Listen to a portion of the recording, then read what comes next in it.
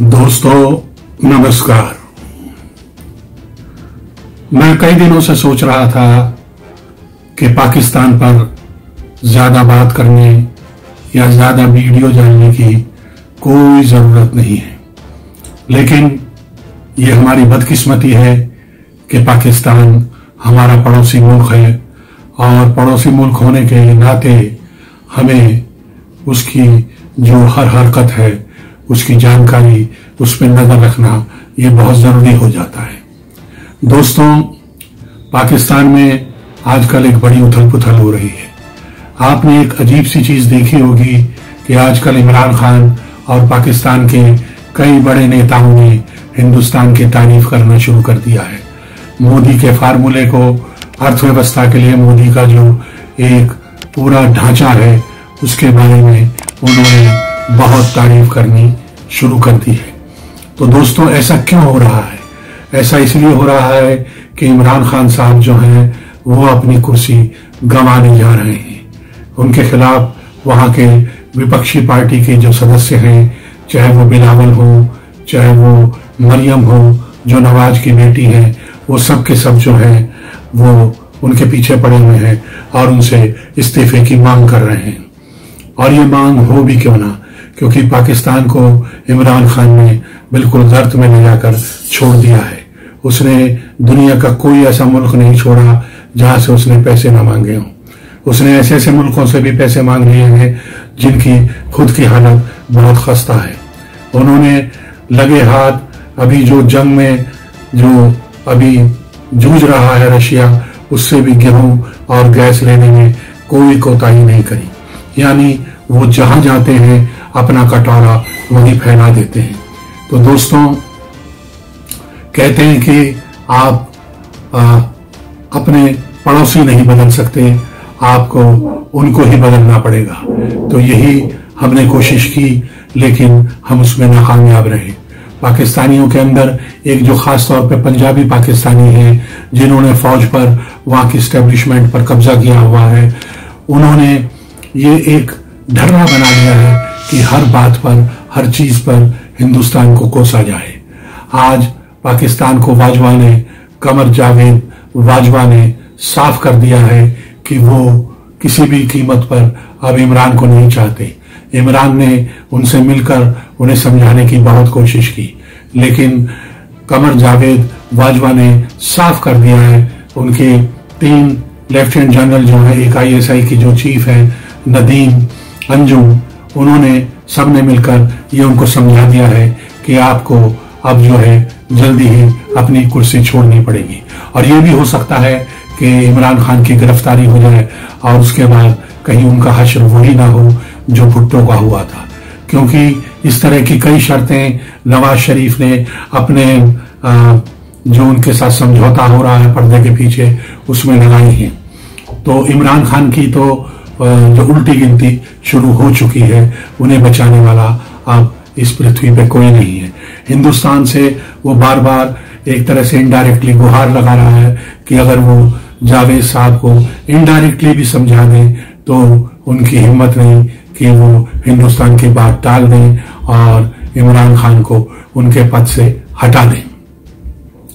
तो अब हो ये रहा है कि जो OIC की वहां मीटिंग हो रही है, जितनी भी मुस्लिम कंट्रीज हैं उनकी जो मीटिंग चल रही है, उसके बाद जावेद ने कह दिया है कि आपको ये कुर्सी छोड़नी होगी और आपको जो है जिस भी तरह की जांच सामने आती है उनसे गुजरना पड़ेगा। क्योंकि बताया जाता है कि इमरान खान और उनकी बहन ने बड़े पैमाने पर घपले किए हैं। उनकी बहन जो है, उनका तो एक ऐसे काम में भी नाम आ रहा है जो कि कहने और सुनने में भी शर्म आती है। उन्होंने चाइना और अरब कंट्रीज में पाकिस्तानी लड़कियों को भेजा है और वहां से लाखों डॉलर कमाए हैं। तो इमरान खान ऐसी निचली हरकतों पर उतर आए हैं कि उन्हें मुल्क से कोई लेना देना नहीं, उन्हें सिर्फ पैसे बनाने और पैसे छापने से मतलब रह गया है। इसी तरह का काम फौजी भी कर रहे हैं, लेकिन फौजी तो वहां के बादशाह हैं, असली बादशाह तो वही हैं। तो इसलिए वो जो है उनको कहने वाला कोई नहीं है और इसलिए वो वहां पर अपनी हुकूमत अपने हिसाब से चलाते हैं, कठपुतलियों की तरह दौड़ाते हैं। तो दोस्तों, अभी एक घटना पाकिस्तान में और हुई है कि इमरान खान ने अपने जो मंत्रिमंडल है उससे कहा है कि वो उसके साथ रहे, जबकि विपक्ष ने अपने सभी सांसदों को कहा है, जो वहाँ सीनेट के मेंबर हैं, जो भी वहाँ पर एमएनए हैं, उनको कहा है कि वो जिस दिन ये मताधिकार का प्रयोग किया जाएगा, इमरान को हटाने के लिए अविश्वास प्रस्ताव लाया जाएगा, उस दिन सब मिलजुल कर रहे हैं। दूसरी तरफ इमरान ने जो अपने लोगों को कहा है, अपनी कैबिनेट को कहा है कि वो उसके साथ रहें और उस दिन जमकर उसके पक्ष में वोट करें। लेकिन सुनने में यह आया है कि इमरान को भी पता है कि उसके बहुत से साथी उसका साथ छोड़ने के लिए तैयार बैठे हैं। एक तो वो फौज से किसी भी तरह की कोई दुश्मनी मोल नहीं लेना चाहते, दूसरा उनको सिर्फ वो थाली चाहिए जिसमें खाने को मान सजा हो। उन्हें इमरान से कोई लेना देना नहीं, उन्हें पाकिस्तान से कोई लेना देना नहीं, उन्हें वहां की सुरक्षा, वहां की अर्थव्यवस्था, वहां की महंगाई, वहां की भुखमरी, बेरोजगारी से कोई लेना देना नहीं। वो तो सिर्फ ये चाहते हैं किसी तरह से वो सत्ता में चाहे इधर चाहे उधर बने रहें और लूट कमाते रहें। उसमें कई ऐसे भी हैं जो कि दिखावे के मारे हुए हैं, जिसमें शेख राशिद एक ऐसे मंत्री हैं जो ऐसी ऐसी बातें करते हैं कि जिनको सुनकर दुनिया के लोग उन पर हंसते हैं, वहां की सरकार पर हंसते हैं। वहां की सेना भी उनके बयानों से तंग है। उन्होंने तो कहा था हमारे पास 100-100 ग्राम 50-50 ग्राम के बम भी हैं जिन्हें हम जब चाहें हिंदुस्तान पे टैक्टिकली छोड़ सकते हैं। तो ये एक ऐसी हंसी मजाक की जो एक तरह से कहते हैं चुटकुलेबाजी है, जिसे सुनकर हिंदुस्तान ही नहीं सब हंसते हैं। तो दोस्तों, अभी हिंदुस्तान ने पिछले हफ्ते ही एक ब्रह्मोस सुपरसोनिक मिसाइल पाकिस्तान में भेज दिया था और यह कहा गया था कि वो गलती से अपना रास्ता भूल गया और वो मिशन फेल हो गया, इसलिए वो पाकिस्तान में जाकर गिर गया और वहां उसमें बारूद नहीं था, लेकिन वो पाकिस्तान में जाकर फटा और कुछ लोग उसमें घायल हुए।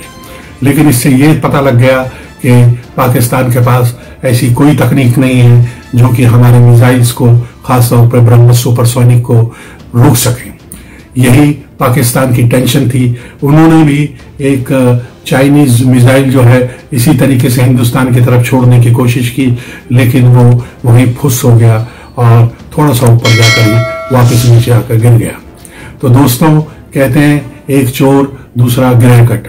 ये दोनों चीन और पाकिस्तान ऐसे ही साथी हैं, एक दूसरे को बेवकूफ बना रहे हैं, एक दूसरे को लूट रहे हैं, एक दूसरे को एक तरह से नोच रहे हैं।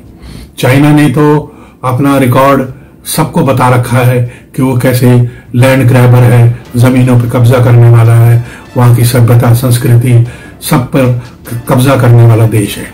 तो इस तरह से चाइना अब उनको धमकाने लगा है कि मेरे पैसे वापस करो। इधर सऊदी अरब भी जो है उनसे तंतनाए बैठा है। इधर एक घटना और घटी है कि सियालकोट के एक बहुत बड़े जो आर्मी के जो भंडारण होता है उसमें अभी धमाका हो गया है। वहां हजारों बम, गोला बारूद, रॉकेट सब फूट फूट कर और आसपास के इलाकों में गिर गए हैं और वो पूरी तरह से तबाह हो गया है।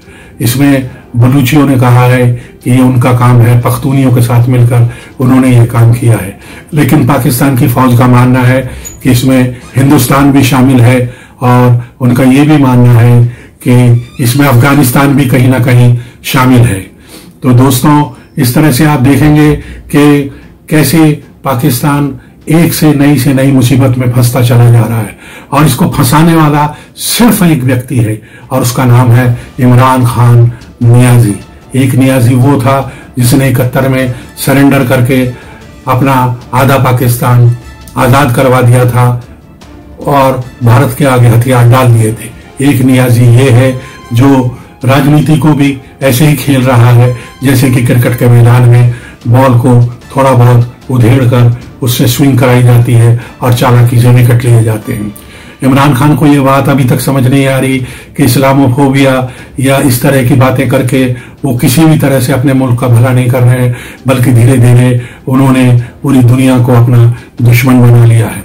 अभी रशिया की जो इमरान की यात्रा थी वो इतने गलत समय पर हुई कि उसकी वजह से इमरान खान के देश यानी पाकिस्तान को जगह जगह मुंह की खानी पड़ी। IMF ने उन्हें पैसे देने से मना कर दिया। अमेरिका ने उनको जो उनके ऊपर जुर्माना लगाया वो इतना हैवी है कि पाकिस्तान के जो है छक्के छूट गए हैं। तो इमरान खान ने पाकिस्तान को कहीं का नहीं छोड़ा है, उसे बर्बाद और तबाह करने में वो लगा हुआ है। अब ऐसा मुल्क जो बिल्कुल हमारे पड़ोस पर हो, या कहते हैं जैसे बिस्तर के सिरहाना हो, ऐसी जगह पर हो, तो उस पर बात करना और नजर रखना भी जरूरी हो जाता है। तो दोस्तों, हम भी इस पर नजर रखेंगे, आप भी इस पर नजर रखिए। इरफान जो इमरान खान है उसकी उल्टी गिनती देखिए कैसे होती है और उसके बाद उनका क्या हश्र होता है। तो दोस्तों, अपने समाज का, अपनी कौम का, अपने घर का, रिश्तेदारों का, सबका ख्याल रखिए और कहते रहिए जय हिंद, जय भारत, वंदे मातरम।